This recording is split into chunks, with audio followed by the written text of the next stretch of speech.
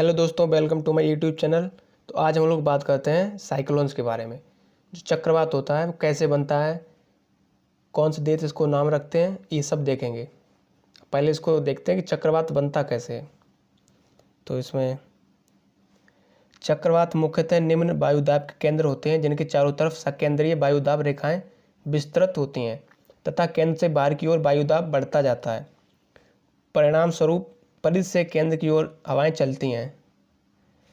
अब जैसे कि इसका जो सेंटर होता है यहाँ पे हमेशा लो प्रेशर होगा और बाहर की तरफ यहाँ पे जैसे इसका जो पेरीमीटर है, ये आउटर एरिया, इस पे हमेशा हाई प्रेशर होगा हमेशा। और अंदर की साइड हमेशा लो प्रेशर होता है।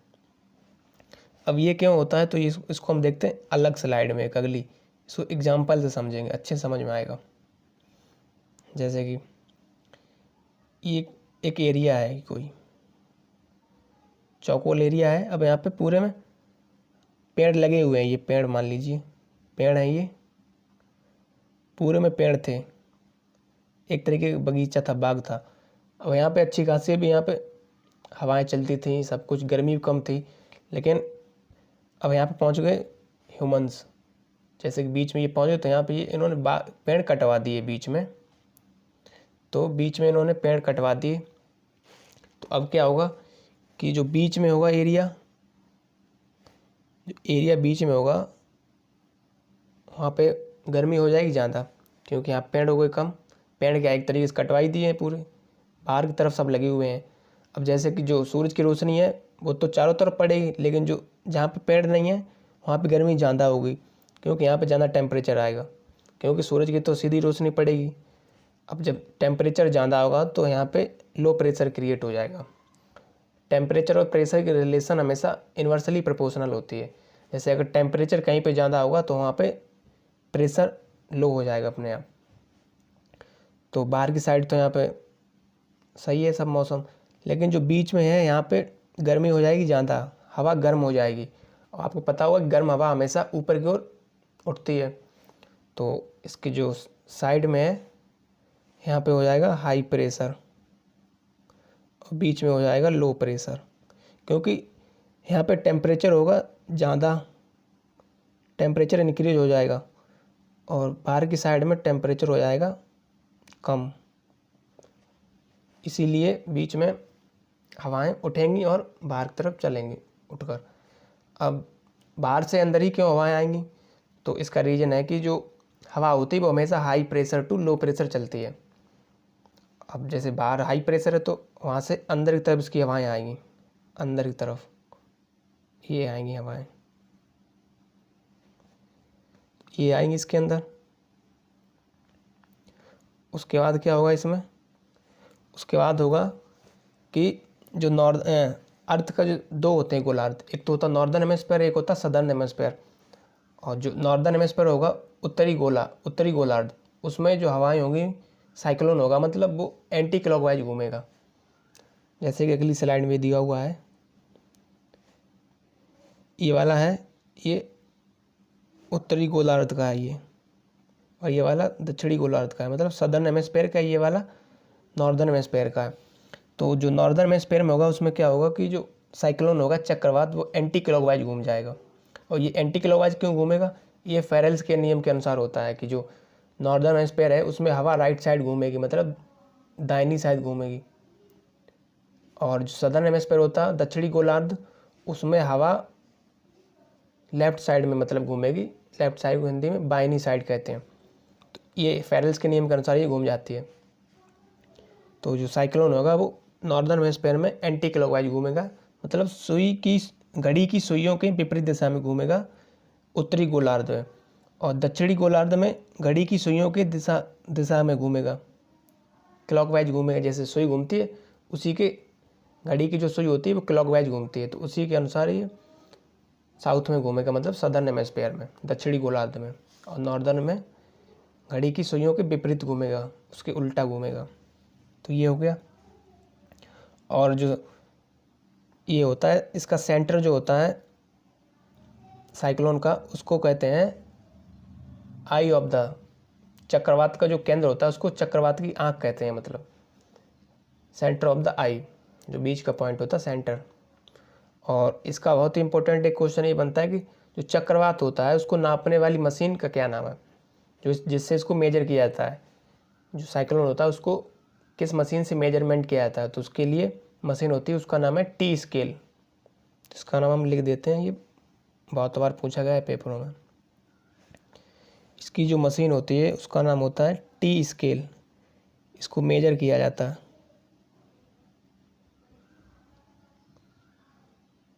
टी स्केल, इससे इसको मेजर किया जाता है। और होता क्या है कि अपने एरिया में, मतलब जहाँ तक ट्रॉपिकल जोन है, मतलब ट्रॉपिकल जोन क्या है, ये उष्णकटिबंध क्षेत्र होता है। जैसे कि ट्रॉपिक ऑफ कैप्रिकॉर्न से ट्रॉपिक ऑफ कैंसर तक के बीच में जितनी भी एरिया आएगी उसको हम लोग ट्रॉपिकल जोन कहेंगे, उष्णकटिबंध क्षेत्र कहते हैं उसको। यहाँ पे मतलब सन की डायरेक्ट रोशनी पड़ती है सीधी परपेंडिकुलर, तो यहाँ पे हमेशा गर्मी रहती है, और गर्मी रहेगी तो टेम्परेचर भी ज़्यादा होगा। जब टेम्परेचर ज़्यादा होगा तो यहाँ का प्रेशर हो जाएगा लो, क्योंकि अभी बताया था कि टेम्परेचर और प्रेशर में इन्वर्सली प्रोपोर्शनल की रिलेशन होती है। तो ट्रॉपिकल जो जितना भी ट्रॉपिकल जोन है वहाँ पे बहुत ही खतरनाक साइक्लोन आते हैं, चक्रवात। तो ये हो जाएगा साइक्लोन के बारे में। और उसके बाद हम लोग देखते हैं इसका नाम मतलब कैसे रखा जाता है साइक्लोन का, इधर भी आता है, कितने देश होते हैं इसमें, कमेटी क्या है, वो सब देखेंगे। तो the common rule is that the name list is proposed by the national metrological and hydrological service NMHS of WMO members of a specific region and approved by respective tropical cyclone regional body at their annual and biennial session। मतलब जो एक NMHS है, ये national metrological and hydrological services, ये एक WMO की organisation है, मतलब जो वर्ल्ड मेट्रोलॉजिकल ऑर्गेनाइजेशन है उसी के मेंबर्स हैं। तो यही इसको डिसाइड करेगी कौन से रीजन में साइक्लोन आ रहा है, उसको कौन सी कंट्री नाम रखेगी। उसके लिए मतलब एक कमेटी पूरी होती है। जैसे कि अभी 13 देश हो गए हैं इसमें, पहले हुआ करते 2020 में 8 देश हुआ करते थे। जितना भी इंडियन ओशन के अंदर मतलब जो ट्रॉपिकल साइक्लोन आते हैं उसके लिए 8 कंट्री का एक कमेटी बनी, और वो ही डिसाइड करते हैं कि कोई से भी रीजन में आएगा तो उसका नाम कौन सा देश रखेगा। एक सीरीज चलती है उसकी। तो उसके लिए जैसे कि ये लिस्ट थी, ये लिस्ट है नॉर्दर्न इंडियन ओशियन के नेम्स दिए हैं जितने भी साइक्लोन आए हुए हैं 2020 में। अब इसमें पहले 8 देश हुआ करते थे, जैसे बांग्लादेश हो गया, उसके बाद इंडिया हो गया, और फिर मालदीव है, Myanmar, Oman, Pakistan, Sri Lanka, Thailand, ये हुआ करते थे पहले 8 देश। अब इसका अपडेट करके लिस्ट में 13 देश कर दिए गए हैं। तो अब पहले 8 देश, मतलब प्रत्येक देश 8 साइक्लोन के नाम दिया करता था। तो जैसे बांग्लादेश ने 8 नाम दिए थे, जैसे पहला था ओनिल, ओगनी, फिर निसा, गिरी, हेलेन, फिर चापला, फिर ओखी, फिर फानी आया था। तो अभी रिसेंटली ये मतलब 2020 में फानी जो आया था उसका नाम बांग्लादेश ने रखा था। उसके बाद ऐसे ही इंडिया के अग्नि, आकाश, बिजली, फिर जल था, फिर लहर था, उसके बाद मेघ, फिर सागर, और लास्ट में आया था वायु। ऐसे ही मालदीव ने लास्ट में रखा था हिक्का, उसके बाद म्यांमार ने रखा था क्यार, ऐसे ही ओमान का था महा, और पाकिस्तान ने ये न्यूज में था जो ये दिख रहे हैं आपको, पाकिस्तान का तितली आया था, और श्रीलंका का था गाजा, और थाईलैंड का जो था पेथल। अब जैसे जो फानी था ये कैटेगरी नंबर 5 में रखा गया था, ये बहुत ही खतरनाक था। मतलब जो साइक्लोन होते हैं उनको 5 कैटेगरी में डिवाइड किया जाता है। तो अभी वो उसका लिस्ट देख लेंगे पूरी। 5 कैटेगरी मतलब स्पीड के ऊपर डिवाइड होते हैं कि 280 से अगर ज़्यादा स्पीड होगी तो वो 5वीं कैटेगरी में आएगा, 280 किलोमीटर प्रति घंटा की स्पीड से ज़्यादा होगा तो। अब जैसे फानी था ये 2019 में आया था अप्रैल के मंथ में, और इसमें जो एरिया अफेक्ट हुई थी वो हुई थी उड़ीसा, वेस्ट बंगाल और आंध्र प्रदेश, जो इंडियन स्टेट थे। तो ये क्वेश्चन पूछा भी गया है कि जो फानी साइक्लोन था ये इंडिया के कौन कौन से स्टेट को अफेक्ट किया था, तो उसमें उड़ीसा, वेस्ट बंगाल और आंध्र प्रदेश हो जाएगा। और ये कैटेगरी नंबर 5 में रखा गया था, सबसे सीवियर था, मतलब एक्सट्रीमली सीवियर साइक्लोन था ये। उसके बाद था वायु, इसका नाम इंडिया ने रखा था, और ये जून में आया था 2019 के अंदर ही, और ये कैटेगरी नंबर 3 में रखा गया था। इसमें इंडिया का गुजरात राज्य था जो इससे बहुत ज़्यादा इफेक्ट हुआ था, और बाकी इसका मालदीव और ओमान में ये चला गया था।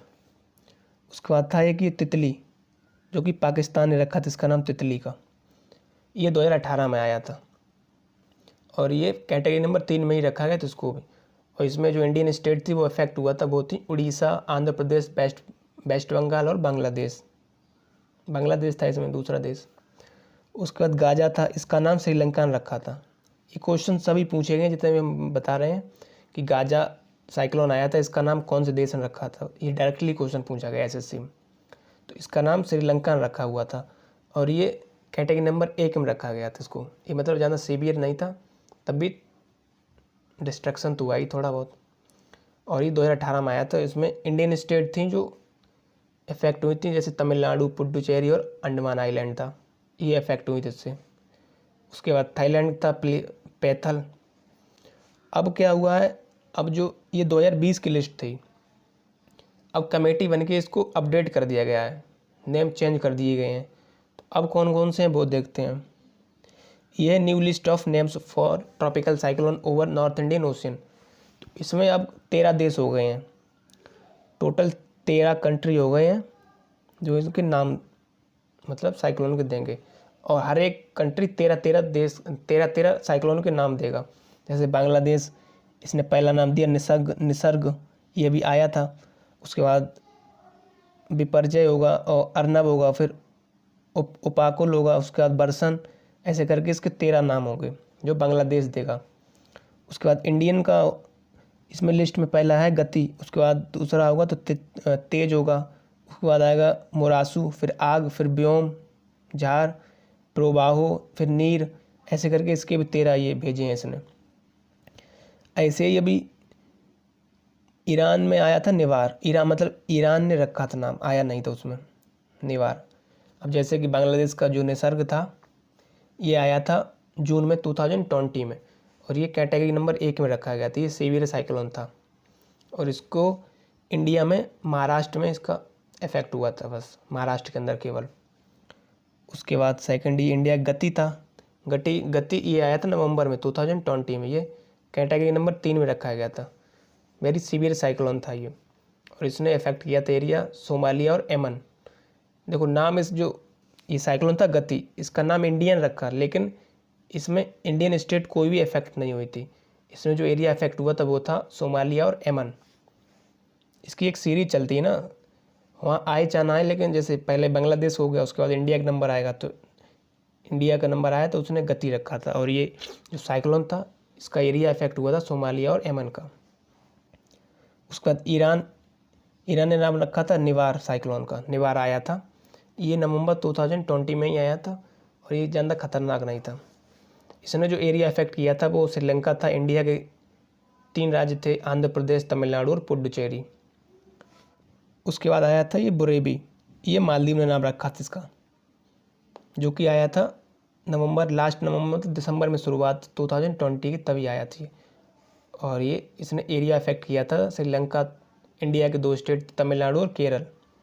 इसमें डायरेक्टली क्वेश्चन पूछते हैं, अगर अच्छा क्वेश्चन बनाएंगे तो उसमें 2-3 स्टेट दे देंगे, कहेंगे इसमें से कौन सी स्टेट में एरिया, मतलब जैसे बुरेवी साइक्लोन आया था इसने इंडियन स्टेट में कौन कौन से स्टेट थे जिसमें इसने इफेक्ट नहीं किया था। तो जैसे तमिलनाडु और केरल में तो किया था, अगला ऑप्शन दे दिया उसने, कर्नाटका दे दिया, गोवा दे दिया, तो वो नहीं हो जाएगा उसमें, तो वो ऑप्शन के हिसाब से हो जाएगा। उसके बाद अगला अभी जो आया है रिसेंटली ताउते, ये बहुत न्यूज में है, ये वाला ताउते, इसको ताउते नहीं पढ़ते, इसको ताउते पढ़ते, के साइलेंट है इसमें।